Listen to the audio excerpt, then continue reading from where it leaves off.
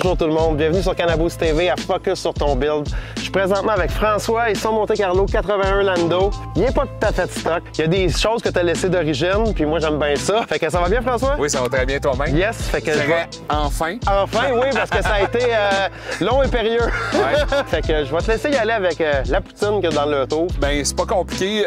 C'est une voiture 1981 qui a eu seulement un propriétaire, que moi je suis le deuxième propriétaire. Je l'ai trouvé dans le fond d'une grange. Le propriétaire l'a acheté neuf, il l'utilisait plus, l'avait comme storé un peu dans le coin, dans un coin d'une grange Farnham, Bedford, dans ces alentours-là. Il était sale, il était magané, mais il était quand même une bonne base. Fait que t'avais fait Mon Garçon la première saison, Jérôme, avec son Honda Accord. Oui, puis d'ailleurs, le lien du vidéo de Jérôme va être en bas, dans la description. Moi, ce que je voulais faire, c'est avoir un peu un projet avec lui, plus old school. Les moteurs modernes, tu peux pas t'amuser là-dedans. Tu peux pas ouvrir ça puis jouer puis toute la quête. Je voulais acheter une vieille voiture pour pouvoir justement avoir le plaisir de démonter le moteur en morceaux, de pouvoir lui montrer c'est quoi de la vieille mécanique, de quoi faire de la mécanique un peu plus old school, là, vraiment la vieille mécanique, démonter le moteur, jouer les mains dans la graisse puis toute la quête, puis on y va par là, tu sais. J'ai commencé justement quand on a acheté la voiture, elle roulait, mais dès la première saison, gasket de tête, gasket de couvert de valve, l'huile s'est mélangée avec le Prestone, ça a fait de la boucane, on est obligé de tout refaire le moteur. Pendant l'hiver, dans l'abri tempo, avec mon garçon, on a tout démonté le moteur en morceaux, pièce par pièce, sur des tables, dans des bacs, toute la quête numérotée, à prendre des photos, toute la quête. On a vraiment refait le moteur au complet, on a repeinturé le bloc au complet, on a vraiment là, tout refait, morceau par morceau, peinturé. Ensuite, bien sûr, les vieux moteurs comme ça, on met du chrome. Pas le choix, ça prend du chrome. Puis question comme ça, c'est encore le moteur d'origine. Lui, il l'avait changé. Le monsieur qui l'avait, il a sauté le moteur. Ça vient au monde avec des 305. 305, malheureusement, c'était pas des moteurs qui étaient super fiables parce qu'ils étaient pas assez forts pour la pesanteur du véhicule, entre autres. Lui, il avait un pick-up 350. Fait que c'est un 350. Il a mis un 350 de pick-up dedans. C'est pour ça que j'ai un 350. Moi, j'ai fait planer les têtes. Fait qu'aujourd'hui, il est à 355. Ça veut dire à peu près 325 forces de moteur. Il est vraiment en bonne condition. La transmission était parfaite. Il n'y a pas de problème là-dessus. On l'a juste nettoyé un peu, brassé, puis on l'a remis en place. On a tout remonté avec du chrome le plus qu'on pouvait là, dans le moteur. J'ai fait faire toutes mes bols custom. Ça, c'est la vitre, le Prestone. Ça a tout été fait sur mesure pour le véhicule. Toutes les poulies, tout a été fait en stainless. Le cap distributeur, qui est un cap distributeur transparent. D'après moi, je suis un des seuls au Canada à avoir ça. Il est vraiment transparent. Tu vois la bobine tourner, puis tu vois le feu se faire le soir. C'est vraiment impressionnant. Quelque chose de spécial. C'est sûr que c'est une voiture classique, fait que je veux pas la dénaturer non plus en commençant à trop custom la voiture. On veut qu'elle reste classique, elle est quand même propre, elle est quand même dans un bon état. Fait que je veux pas commencer à trop la customiser non plus. C'est sûr qu'on y a fait des bons nettoyages, par exemple. J'ai mis un quick release avec un volant qui s'enlève. J'ai mis un petit peu de néon dans le hood avec la switch que tu vois là-bas sur le côté. On a mis des lumières LED. Ça se faisait pour cette année-là. J'ai trouvé ça bien cool. On les a commandés. Ce qui reste à venir, ben, ça va être le système de son, entre autres, qui est d'origine avec un beau tape cassette. Fait que là, on va changer ça un petit peu. On va mettre ça un petit peu moderne dans les prochaines choses qui s'en viennent là, avec les speakers et tout ça. Tu sais que tu avais ta valise aussi, que tu as fait un Oui, ben j'ai fait un setup. Vu qu'on participe au Show and Shine, c'est sûr que j'ai fait un plancher en bois avec du recouvert de vinyle. J'ai fait une tablette en stainless chromé. Puis là-dessus, on met des die-casts, on fait des petits plateaux tournants, des choses comme ça. Bon, ben excellent. Fait que là, si on a fait le tour, ben, on va aller faire la ride. Excellent. On va aller faire la ride. J'ai hâte d'embarquer dans le sofa. Oui. Endors-toi pas. On va essayer de pas m'endormir. Oh, il n'y a rien comme une vieille américaine. Yes.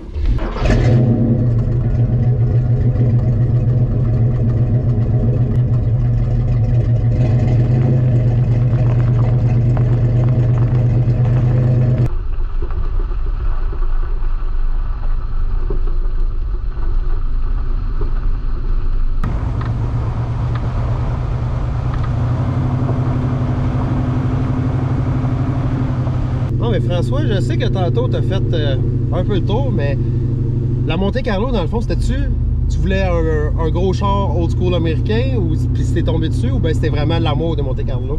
Non, c'était vraiment, je cherchais une voiture américaine, G-Body, pour remonter avec mon fils. Le but était vraiment là, était vraiment plus au niveau de refaire la mécanique, remonter des vieux véhicules, tout ça.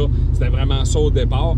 Le fait du Monte-Carlo, je suis vraiment tombé dessus par hasard. Écoute, ça, c'est le genre de véhicule que tu peux pas manquer. Fait que t'es sur Marketplace, puis là, tu regardes quasiment tous les jours, 2-3 fois par jour pour voir les nouvelles, les nouveaux posts qui se font, puis tout le kit, puis voir ce qui s'offre.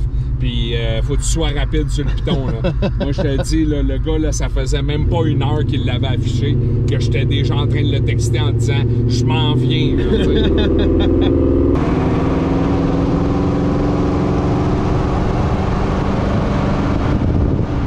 Puis, c'est-tu ton gars qui t'a ramené au char ou ça a tout été...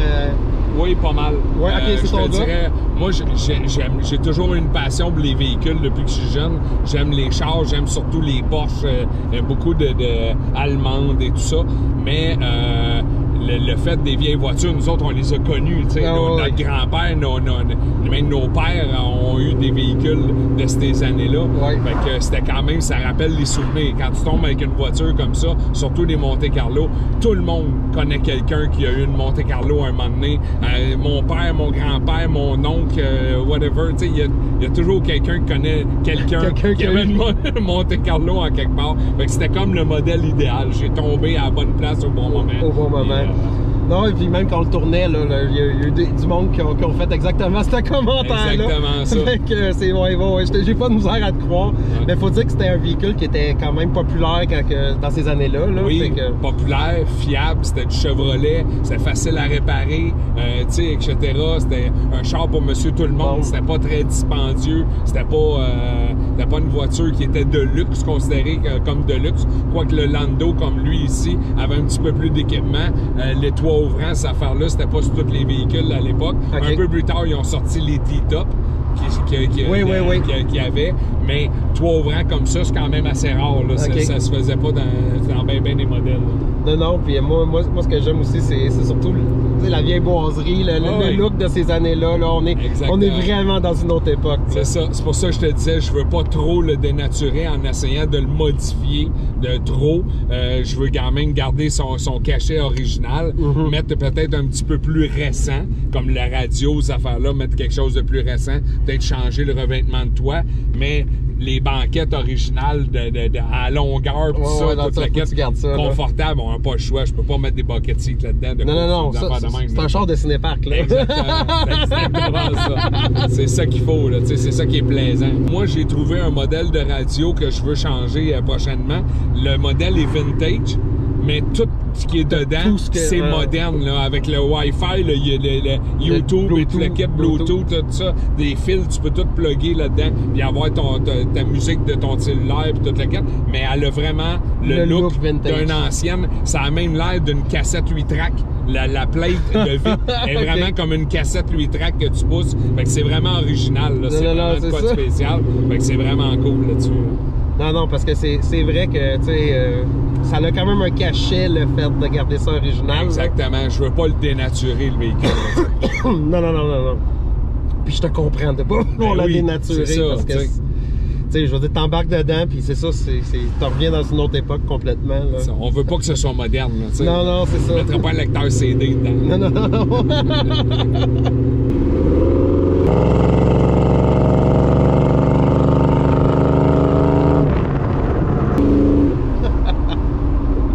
Ça sonne comme un 350 de Chevrolet. C'est vrai, c'est vraiment ça. Là. Quand t'écrases, tu le sens. C'est pas des petites zézettes. C'est pas pareil. Pas la même chose. Non. On aime ça, des vieux chars de même. C'est un autre monde. Là, non, c'est complètement un autre monde. Ouais. Puis non, mais les jeunes reviennent à ça aussi. Les jeunes commencent à vouloir revenir à ça. Justement, avoir le plaisir de faire de la mécanique, de connaître c'est quoi la mécanique. Mais il s'aperçoit que ces véhicules-là, c'était quelque chose. C'était tous des véhicules, c'était performant. Puis on pouvait faire un peu n'importe quoi. J'ai un de mes amis d'ailleurs l'année passée qui avait mis un moteur de Honda dans un... Oui, je l'ai vu. Il avait mis je pense que c'était un K24 oui, dans un G-Body. Dans un G-Body, c'était extraordinaire. Là, lui, il voulait faire ça, puis il l'a essayé, puis ça a fonctionné, puis c'était vraiment cool. Oui, comme oui, projet, puis je me trompe pas, il était K24 turbo, je pense. Oui, je me trompe exactement. pas. Ouais, il avait réussi à y mettre un turbo de ça, c'était vraiment original. Là.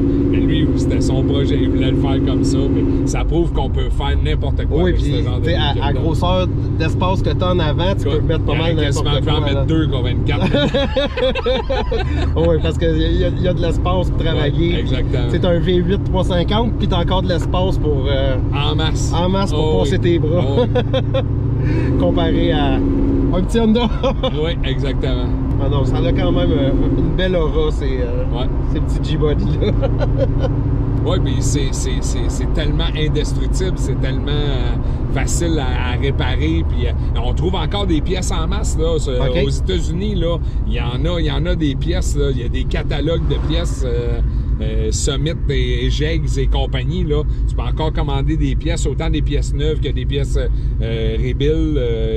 C'est surprenant. Oui, parce que je sais qu'aux États-Unis, c'est très... je veux pas dire que c'est moins recherché ici, mais c'est très recherché, les G-Body aux États-Unis. Oui, oui, oui. Il y a vraiment une mode de modifier ça. Oui, oui, exactement. Ouais. Ici, c'est un...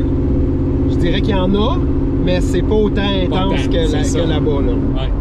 Exactement. Ils sont plus rares ici, puis il y en a moins, puis c'est plus des puristes ici. Oui. Mais là-bas, il y a vraiment un amour particulier pour les G-Body. Oui, puis là, il y a la mode des grosses roues là, qui font des roues de 22 pouces, 24 pouces, avec des pneus 1 pouce d'épais.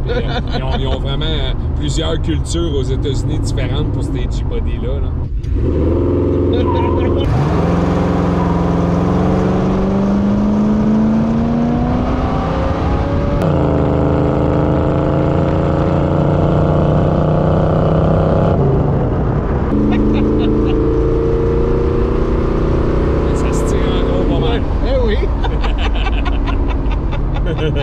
Ça a encore du tir en masse. Ben oui, ça a encore du vouloir. Ouais. D'ailleurs, je vais te passer le volant. Ah oui? Ah oui, vas-y. Gâte-toi. Mon me gâter. Hey, ça, je me l'avais pas dit, les amis. Let's go. Là, je te dis déjà, je me sens un peu gangster derrière de ça. Ça va avec, ça va avec. Oui, ça a comme le look de... Ouais. Ouais, les aiguilles sont pas très précis là-dessus. Hein? C'est comme... c'est entre 2 lettres, mais c'est à peu près ça. Ah oui, c'est... Ouais, c'est pas ta petite Honda Civic maintenant, hein? C'est ça la largeur de la chose, là. C'est un bateau. Oh non, c'est ça. Ouais. Mais le petit environnement est très... ouais. C'est très agréable. Son sourd un peu, là. Oh oui, non, c'est très agréable. Ouais. C'est très agréable. Là, c'est smooth, c'est un bateau. Ben oui, c'est vraiment un bateau. Ouais, là, faut que tu y penses plus qu'avec eux. Oui, c'est ça. Ça tourne pas, c'est 17. Non. Ouais. Ah non, c'est vraiment quelque chose. Ouais. Puis ce qui est le fun, c'est que ça reste... C'est un 350, mais c'est le torque à bas régime. Oui, t'as pas besoin d'effoirer pour que tu sentes un peu quelque chose. Ça tire, ça tire. Oh oui, regarde, j'ai mis même pas un tiers de throttle, puis là, tu le sens qu'il il veut y aller. Là, ah ouais. Donne-moi ça, je suis capable d'en prendre. Ouais. Là, il y a un piéton, je sais pas si on va passer en même temps, là, à largeur. Elle va être obligée d'aller dans le gazon. Ah, elle n'aura pas le choix, là. Ah non, c'est vraiment... C'est un bateau. Ouais. C'est vraiment le plaisir de ces voitures. Oh, oui, mais c'est ça. Le confort du divan, là, le banc. Oui, c'est ça, j'allais dire. T'es toujours à côté. Ah ouais, tu sais, comme si c'est ça, un peu. J'aurais eu le goût, genre, de faire du trajet à côté de même. Puis, pas de stress. Je pense que j'aurais même pas roulé en haut de 100. Pas besoin, c'est plaisant, c'est ça. C'est plaisant comme ça. Tu roules à 100 sur l'autoroute, tu te promènes, puis c'est comme on disait, la petite visite du dimanche. Là, les gens qui faisaient la petite promenade du dimanche, là, ben c'est ça. C'est exactement ça. Ben oui, mais je les comprends parce que tu es aussi confortable là-dedans que dans ton salon. C'est pas loin de ça. Là. Un petit tour de machine. Un petit tour de machine, exactement. C'est un petit tour de machine. Ouais. Mais non, je les comprends pourquoi ils faisaient ça. Mais pour vrai, là, t'es tellement confortable que c'était vraiment plein. J'aurais eu le goût moi, de faire Montréal-Québec. Ouais. Pas sur une petite rue de Garnotte comme ça. Non, pas comme ça, par exemple. Non, pas comme ici, mais je l'aurais fait. Ouais. Je vais aller me fermer ça avec le fleuve en avant, ça va être le fun. Hey. Il fait tellement beau en plus aujourd'hui. Ben merci beaucoup François, puis merci de m'avoir laissé conduire le bateau. J'avais quasiment le goût d'aller dans le fleuve en avant, mais on fera pas ça. On va se garder une petite gêne. On va se garder une petite gêne. Donc, retour de la ride avec François et la Monte-Carlo 81. Lando! Hey, je l'ai eu! Fait que, comme tout le monde, je vais te laisser la chance de remercier les gens que tu voudrais remercier, tes réseaux sociaux si tu veux nous les laisser et ton call-out. Fait que je te laisse la parole encore une fois. Ben, tout d'abord, je vais remercier mon garçon, Jérôme, qui travaille beaucoup avec moi sur les voitures. C'est le fun d'avoir un projet père-fils. Je trouve ça extraordinaire. Matt Chamber, qui m'aide aussi souvent pour me donner des petits cues sur ce qu'eux autres évaluent quand ils évaluent les véhicules, ça me donne des points pour être capable des choses à améliorer. Mike Pizzardi aussi, qui organise les Papa Ivo, que j'adore, qui travaille avec nous autres puis qui nous donne beaucoup d'aide aussi à gauche et à droite, nous donne toujours des petits cues. Dans tout l'énervement de ce tournage-là et tout ça, la belle journée que j'ai eue avec G, j'ai oublié dans mes remerciements de remercier Robert en l'air. Ben oui, Robert en l'air, parce qu'il reste en haut de chez nous. C'est mon mécano, mon chum, puis il m'a beaucoup aidé pour ce qui est de la reconstruction du moteur. Il a même trouvé quelqu'un pour faire planer mes têtes, tout ça. C'est vraiment une personne importante pour moi. Il a travaillé fort sur ce moteur-là. Il m'a donné des très bons conseils, puis j'ai malheureusement oublié de le remercier. Fait que merci Robert! J'aimerais aussi inviter, bien sûr, Christine Parent, ma femme, qui vient de s'acheter une nouvelle voiture qu'on est en train de customiser aussi, qu'on commence. Fait que peut-être l'année prochaine, ça serait un bon cue de venir contacter Mister ici pour faire une petite vidéo sur ta voiture, qu'elle est très fière d'ailleurs d'avoir acheté dernièrement. Ouais. Donc Christine, mais qu'il soit prête, le X3, tu sais à qui envoyer un message. C'est ça. Donc pour le reste, je vous dis merci d'avoir écouté Focus sur ton build. N'oubliez pas de liker la vidéo, de vous abonner, c'est vraiment ça qui nous aide. Puis on se revoit dans un prochain episode.